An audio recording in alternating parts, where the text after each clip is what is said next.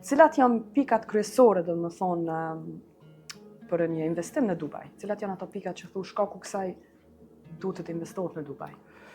Pikë kryesore, pikë që e ka lëzuar këtë vend është se nuk ka tatim. Domethënë, nuk ka tatim në të ardhura, nuk ka tatim në pronë, nuk ka tatim në fitim. Pikë tjetër shumë e rëndësishme është që ka stabilitet shumë të madh politik.